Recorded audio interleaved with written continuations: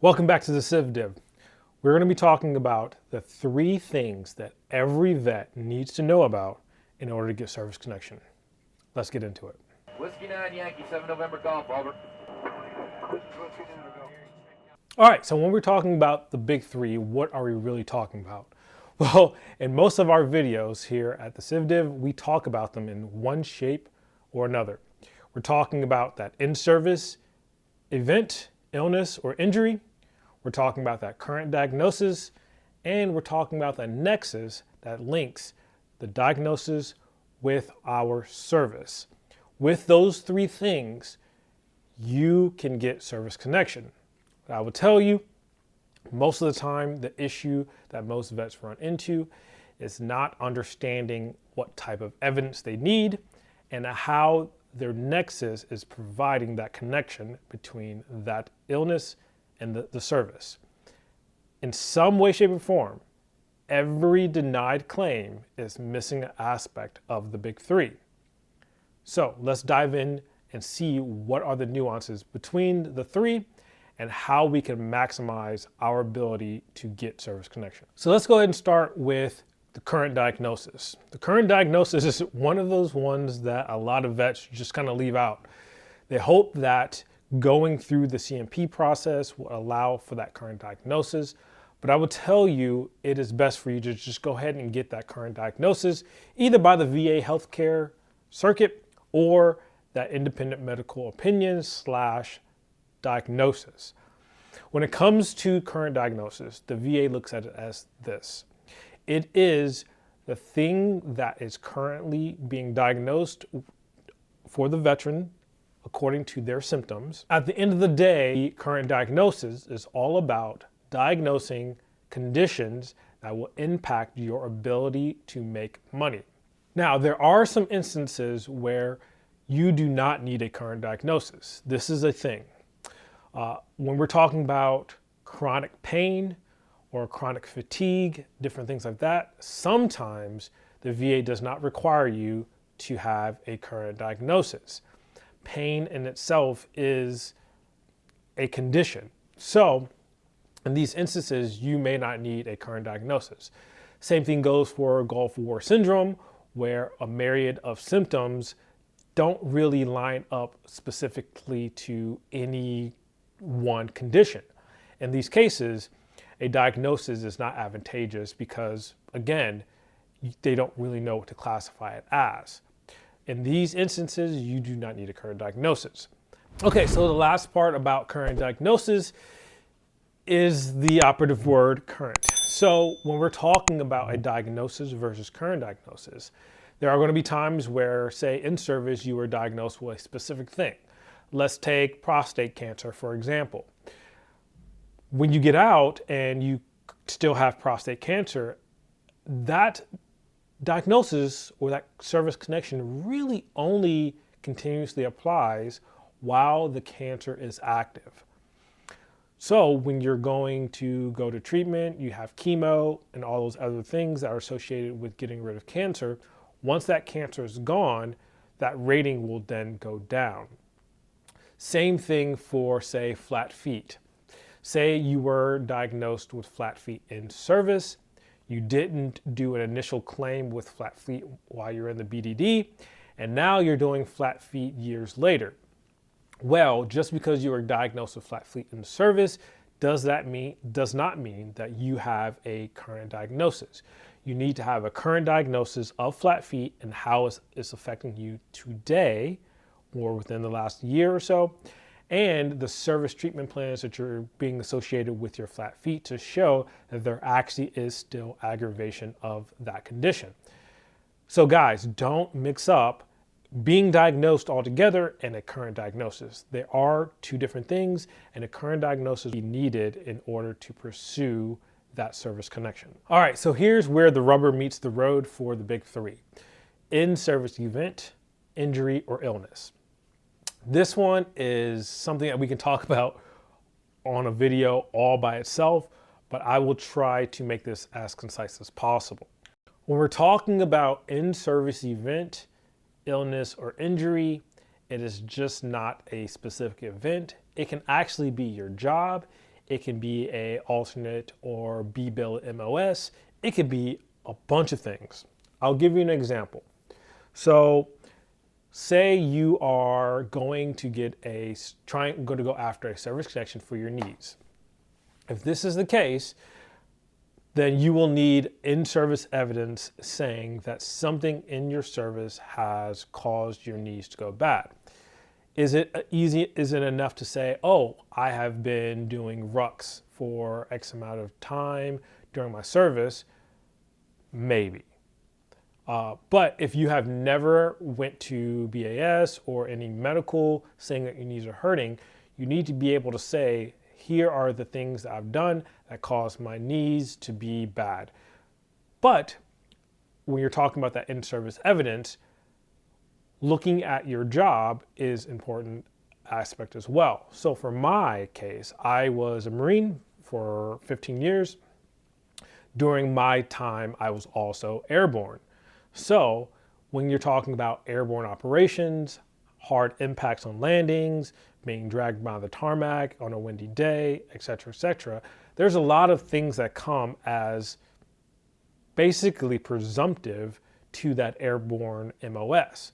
Knees, shoulders, elbows, different things like that. So that can constitute as an in-service event, injury, or illness, even though it doesn't cleanly line up into an event, illness, or injury. So take into consideration your MOS, what you have done, your amount of combat time that you've done. For me, I did 7 combat deployments to various theaters. So you know that combat life, getting in and out of Humvees, getting shot at, low crawling, doing all those crazy things does wear on your body and should be taken in consideration when you are going to go for service connection for specific conditions. Now, here's the other end of that that kind of goes along with the current diagnosis as well. A lot of the injuries that some vets have put forward are injuries that were due to misconduct.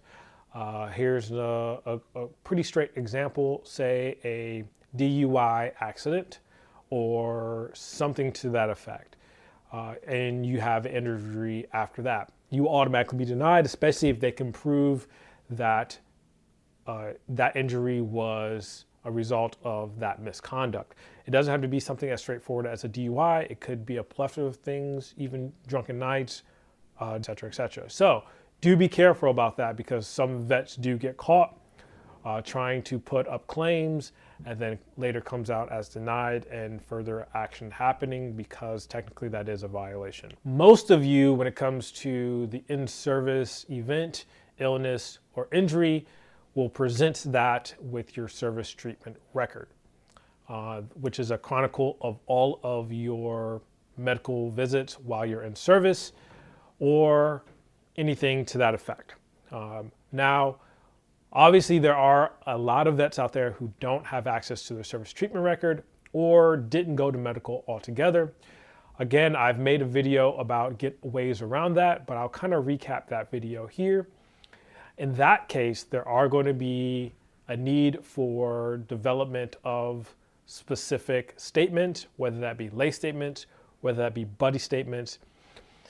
All of those will help kind of give context to the current diagnosis and that nexus, which are going to be the top 2 things that you're going to need, especially if you don't have in-service evidence to really show that nexus. A statement can be a powerful thing, but as we know, sometimes some raters, some evaluators don't really consider those statements as evidence, but they should. And in most cases, you will be able to provide those statements, and it will at least help in painting the context for that nexus. So one of the things that we advise, and we have started doing so more often, is make sure you provide a statement with every claim. Give them context, because if the evidence is there as a part of a statement and is actually linking those things outside of just the evidence, it can only help you. So go go ahead and write one. Okay, so we can't talk about in-service evidence without talking about the lack of need for that. One thing that's come to light over the last year or so has been the PACT Act and presumptive conditions lists. So with that, in-service evidence is not really needed in the traditional sense. That will be exhibited through your actual location, time frame of which you served, and geographical location of those combat operations. That basically is your in-service evidence for those presumptive claims. So as long as you then have the current diagnosis, or at least the symptoms that are closely aligned with the conditions that you're going for service connection for, you should be able to get those presumptive conditions without specific in-service event, illness, or injury. So if I were you, I would just make sure that I gather enough evidence to make sure I have a good nexus between where I was, my service, and the conditions that I am exhibiting, which leads us to the next one, the nexus. All right, the nexus. The nexus seems to be an easy one to grasp, but I still think that a lot of vets misunderstand the nexus and what people or the raters are looking for to gain service connection. So my goal is to really make this clear. So if we're talking broadly about a nexus, it is the thing that connects your condition to your service. Okay, so from a medical perspective, it is more likely than not that that condition has been caused by your military service. That verbiage is very important because sometimes it can be kind of like the if-then statements. You know, if A plus B is C, then what is C minus A? It gets kind of weird. But at the end of the day, if your independent medical opinion states that this condition was more likely than not to be caused by your military service, this is a good thing. The verbiage there as well, most of the time won't come from the VA healthcare. They will just make a loose connection between the current diagnosis and your military service. But that verbiage that I talked about, more likely than not, is something that the raters really are looking for when it comes to a nexus. So if you can get them to speak in those terms, it can only help you. So if you put up a claim and you haven't gotten a nexus from an independent medical or independent medical opinion, what is the route that you go down? Well, what ends up happening is that CMP examiner from that CMP exam that you go to will try to make a nexus or a determination whether or not your condition is connected to your service. The issue with hoping that the CMP examiner can make this nexus is they don't have all of the evidence available to them. They only have the evidence that is given to them by the VA. Now, if the VA doesn't send all the medical records and all the evidence, which most of the time they don't, the CMP examiner can only go off of what you say, what they have found during the examination, and the DBQ, the Disability Benefits Questionnaire that they are going to be asking you as they're going down the list on that specific condition. That's all they have to make their findings. Now, what vets can do is bring in medical evidence, but just understand that sometimes CMP examiners are not going to have time to even go through that evidence. So just make sure that you're answering the questions to the best of your abilities. Bring in the evidence anyway, because some CMP examiners will ask if you have brought anything.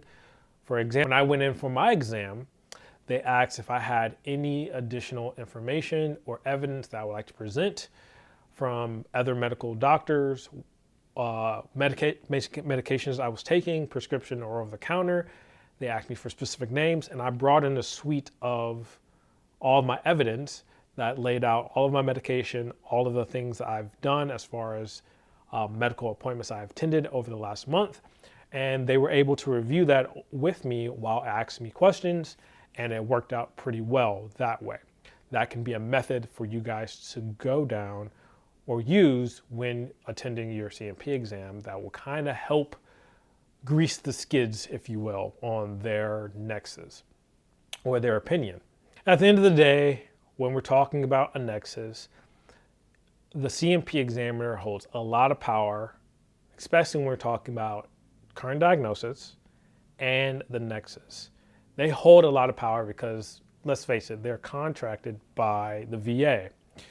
So there have been some cases where a vet will go out, get a IMO, independent medical opinion, from a doctor, say a psychiatrist, and then a psychologist that is contracted by the VA will have their own opinion, and they will basically negate the opinion of the psychiatrist, who is a medical professional versus just a behavioral analysis practitioner.